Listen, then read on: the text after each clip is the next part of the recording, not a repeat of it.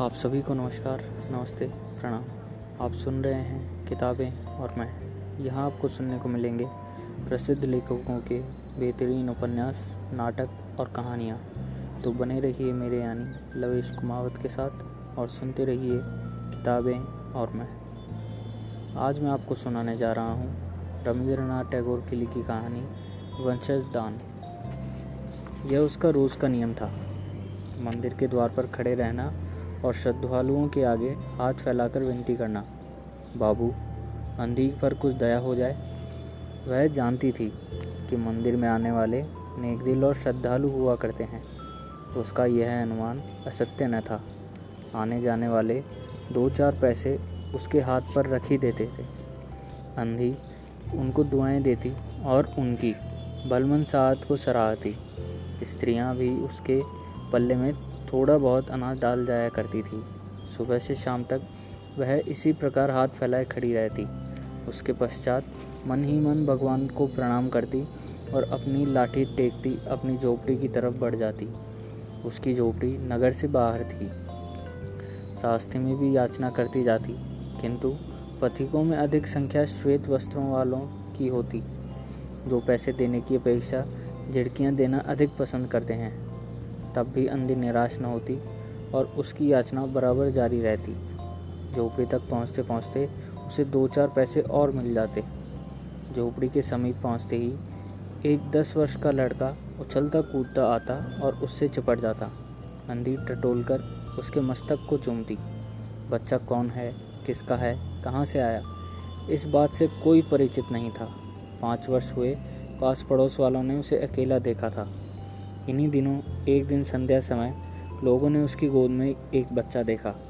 वह रो रहा था। अंधी उसका मुख चूम चूम कर उसे चुप कराने का प्रयत्न कर रही थी।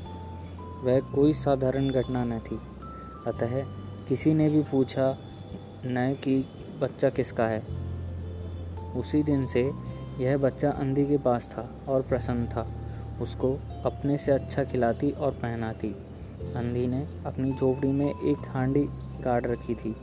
शाम तक जो कुछ मांग कर लाती उसमें डाल देती। वह उसे छिपा कर रखती थी कि कहीं किसी दूसरे व्यक्ति की दृष्टि उस पर न पड़े। खाने के लिए अन्न काफ़ी मिल जाता था, उससे काम चलाती। पहले बच्चे को पेट भर खिलाती, फिर स्वयं खाती। रात को बच्चे को अपने वक्ष से लगाकर सो जाती। प्रातःकाल होते ही उसको खिला पिलाकर फिर मंदिर के द्वार पर जा खड़ी होती। काशी के सेठ बनारसी दास बहुत प्रसिद्ध व्यक्ति हैं। बच्चा बच्चा उनकी कोठी से परिचित है। वह बहुत बड़े देशभक्त और धर्मात्मा है। धर्म में उनकी बड़ी सूची है। दिन के 12 बजे तक सेठ स्नान ध्यान में संलग्न रहते। कोठी पर हर कोई समय भीड़ लगी रहती। कर्ज के इच्छुक तो आते ही थे, परंतु ऐसे व्यक्तियों का भी तांता बंधा रहता था जो अपनी पूंजी सेठ जी के पास धरोहर के रूप में रखने आते थे।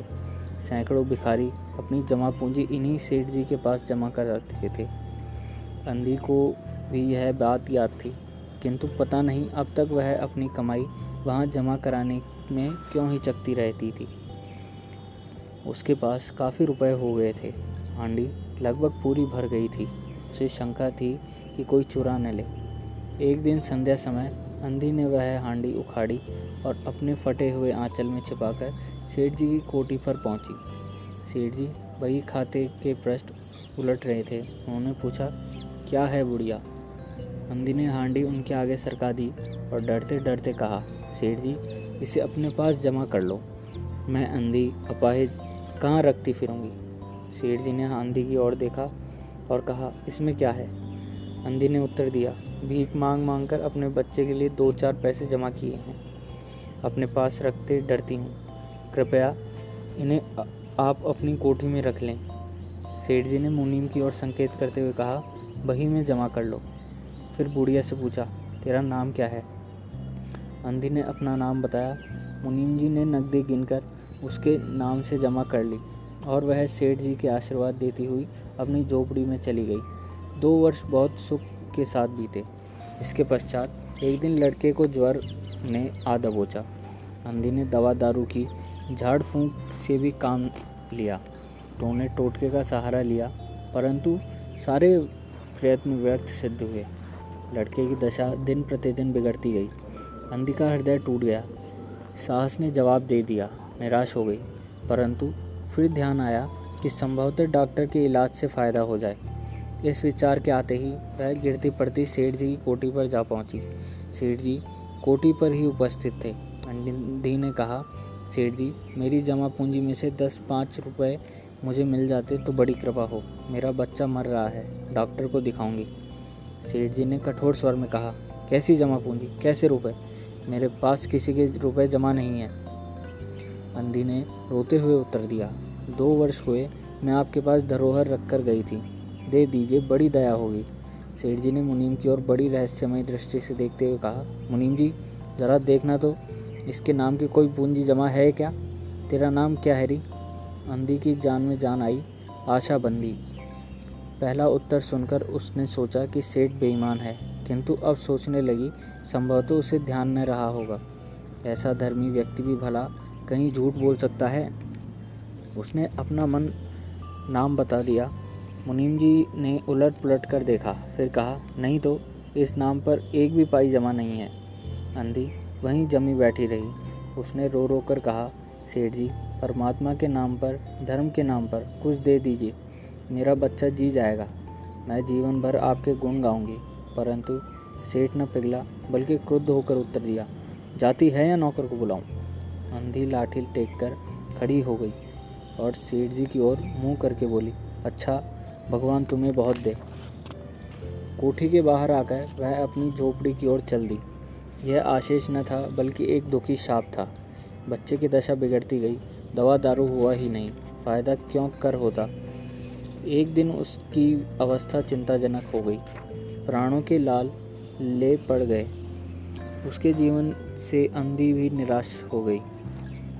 सेठ जी पर रह रहकर उसे क्रोध आता था। इतना धनी व्यक्ति है, 2-4 रुपए दे देता तो क्या चला जाता।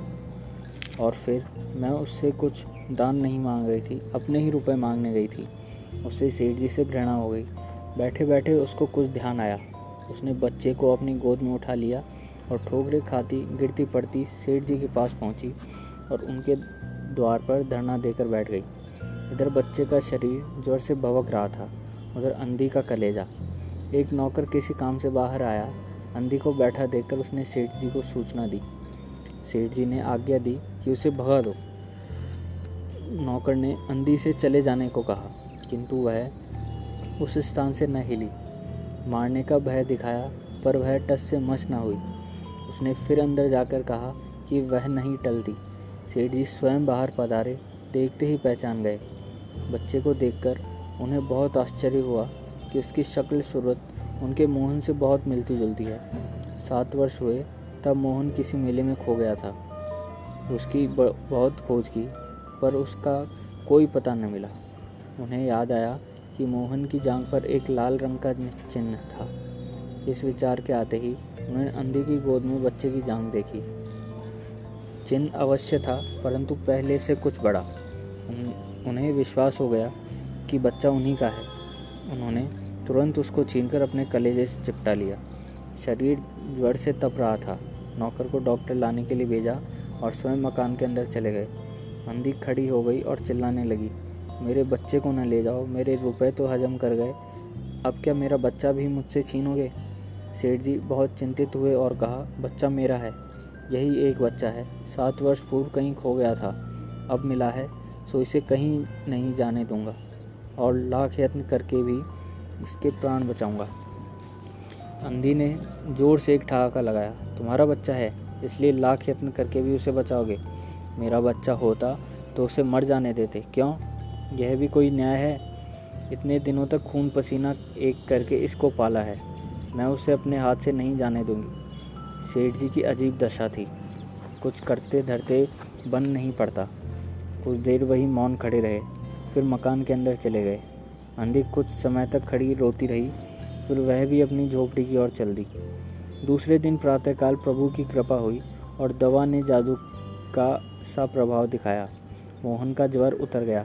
होश आने पर उसने आँख खोली तो सर्वप्रथम शब्द उसकी ज़बान से निकला, माँ। चारों ओर अपरिचित शक्लें देखकर उससे अपने नेत्र फिर बंद कर लिए। ज्वर फिर अधिक होना आरंभ हो गया। उसने माँ की रट लगाई हुई थी। डॉक्टरों ने जवाब दे दिया। सेठ जी के हाथ पांव फूल गए। चारों ओर अंधेरा गहरा था। क्या करूं, एक ही बच्चा है, इतने दिनों बाद मिला भी तो मृत्यु उसको अपने चंगुल में दबा रही है। इसे कैसे बचाऊं? सहसा उनको अंधी का ध्यान आया। पत्नी को बाहर भेजा कि देखो कहीं वह अब तक द्वार पर न बैठी हो, परंतु वह वहाँ कहाँ। सेठ जी ने फिटन तैयार कराई और बस्ती के बाहर उसकी झोपड़ी पर पहुँचे। झोपड़ी बिना द्वार के थी। अंदर गए, देखा अंधी एक फटे पुराने टाट पर पड़ी हुई है और उसके नेत्रों से अश्रुधारा बह रही है। सेठ जी ने धीरे से उसको हिलाया। उसका शरीर भी अग्नि की भांति तप रहा था।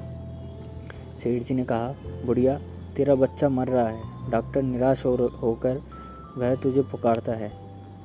अब तू ही उसके प्राण बचा सकती है। चल और मेरे नहीं अपने बच्चे की जान बचा ले। अंधी ने उत्तर दिया, मरता है तो मरने दो, मैं भी मर रही हूँ। हम दोनों स्वर्ग लोक में फिर माँ बेटे की तरह मिल जाएंगे। इस लोक में सुख नहीं है, वहाँ मेरा बच्चा सुख में रहेगा। मैं वहाँ उसको खूब सेवा शुश्रूषा करूँगी। सेठ जी रो दिए। आज तक उन्होंने किसी के सामने सिर न झुकाया था, किंतु इस समय अंधी के पाँव पर गिर पड़े और रो रो कर कहा, ममता की लाज रख लो, आखिर तुम भी उसकी माँ हो। चलो, तुम्हारे जाने से वह बच जाएगा। ममता शब्द ने अंधी को विकल कर दिया। उसने तुरंत कहा, अच्छा चलो। सेठ जी सहारा देकर उसे बाहर लाए और फिटन पर बिठा दिया। फिटन घर की ओर दौड़ने लगी। उस समय सेठ जी और अंधी भिखारिन दोनों की एक ही दशा थी। दोनों की यही इच्छा थी कि शीघ्र से शीघ्र अपने बच्चे के पास पहुंच जाए। कोठी आ गई। सेठ जी ने सहारा देकर अंधी को उतारा और अंदर ले गए। भीतर जाकर अंधी ने मोहन के माथे पर हाथ फेरा। मोहन पहचान गया कि यह उसकी माँ का हाथ है। उसने तुरंत नेत्र खोल दिए और उसे अपने समीप खड़े हुए देखकर कहा, माँ, तुम आ गई।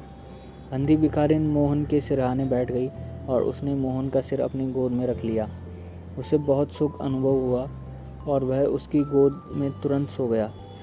दूसरे दिन से मोहन की दशा अच्छी होने लगी और 10-15 दिन में वह बिल्कुल स्वस्थ हो गया। जो काम हकीमों के जोशांदे, वैद्यों की पुड़िया और डॉक्टरों के मिक्सचर न कर सके, वह अंधी की ममतामयी सेवा ने पूरा कर दिया।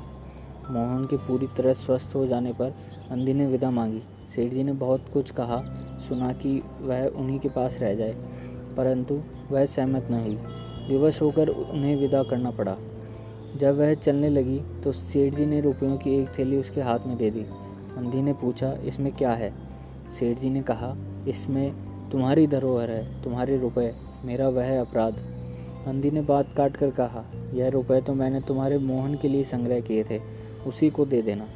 अंधी ने थैली को वहीं छोड़ दिया और लाठी टेकती हुई चल दी। उसके नेत्रों से अश्रु बह रहे थे, किंतु वह एक भिखारिन होते हुए भी सेठ से महान थी। आज सेठ भिखारी था और वह भी दाता। आज उसने एक नगर सेठ को उसका वंशज दान किया था। आशा करता हूँ आपको यह कहानी अच्छी लगी होगी। तो ऐसी ही और कहानियों के लिए सुनते रहिए किताबें और मैं। तब तक के लिए धन्यवाद।